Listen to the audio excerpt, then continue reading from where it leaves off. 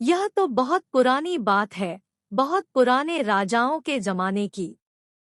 Iran का एक राजा भी क्रूर और लालची था। जब वह राजा बना तो उसने देश में क्रूरता का बाजार गर्म कर दिया। स्थिति और बिगड़ गई। बाजार सुनसान हो गए। लोग चलने लगे। खेत और कारखाने नष्ट हो गए और देश में सूखा और अकाल पड़ा। लेकिन यह बात राजा के कानों तक नहीं पहुंची।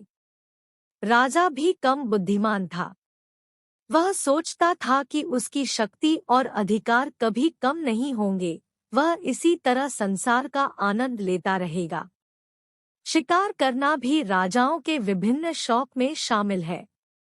वह राजा भी शिकार करता था। वह शिकार करता था, ले जाया जाता था और कई हफ्तों तक जंगल में शिकार खेलने के लिए इस्तेमाल किया जाता था। हमेशा की तरह एक बार वह शिकार पर गया तो शिकार में रास्ता भटक गया। उसके रक्षक, उसकी सेना राजा की तलाश में दूसरी दिशा में चली गई और राजा का घोड़ा उसे जंगल के एक अंधेरे कोने में ले गया। राजा थका हुआ था। वह आराम करने के लिए एक पेड़ के नीचे लेट गया और सो गया।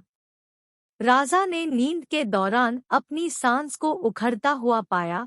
उसे लगा जैसे वह एक मजबूत पकड़ में फंस गया है और वह पकड़ धीरे धीरे उसे निचोड़ रही है और किसी भी क्षण वह मर जाएगा।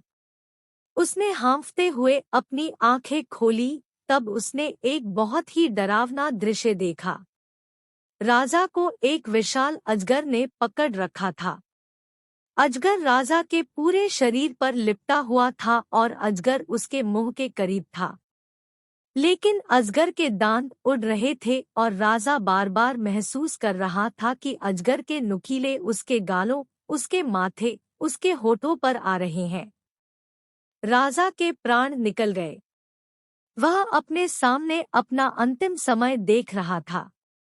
अजगर 1 घंटे तक राजा के शरीर से लिपटा रहा। वह बार बार अपनी जीभ राजा के गालों पर रगड़ता रहा और उसके शरीर को अपने पंजों में कसता रहा। शाम को अजगर अचानक आकाश की ओर देखा, गर्दन हिलाई, अपनी चोंच खोली और धीरे धीरे जंगल में ओझल हो गया। राजा ने सजदा किया और अल्लाह का शुक्रिया अदा किया। कुछ क्षण बाद राजा के साथी उसके पास पहुंचे। राजा महल लौट आया और उसी क्षण उसने विलासिता, आराम, क्रूरता, अन्याय और बेईमानी का त्याग कर दिया। उसने अपना शेष जीवन देश और राष्ट्र के लिए समर्पित कर दिया। जल्द ही उसका देश बन गया फिर से सुखी और शांतिपूर्ण। लोग दूसरे देशों से पलायन करने लगे और अपने देश में बस गए, जबकि राजा जीवन भर इस अजगर के प्रति कृतज्ञ रहे। वह इसे कुदरत की चेतावनी मानते थे। उनका मानना था कि कुदरत ने उन्हें इस अजगर के जरिए संदेश दिया है कि आपकी मौत और जिंदगी के बीच आधा इंच का फासला है। अगर यह अजगर अपने शरीर को आधा इंच और हिलाता है या अपना मुंह बंद कर लेता है, आधा इंच आगे बढ़े और तुम्हारे गाल में दांत गड़ा दे, कुछ ही पलों में जीवन की सीमा को पार कर जाओगे। यदि तुम इस भरोसे की कद्र नहीं करते तो अल्लाह तुम पर मुसीबतों के अनगिनत ड्रैगन छोड़ देगा और उसके बाद तुम नहीं पाओगे दुनिया में कहीं भी शरण।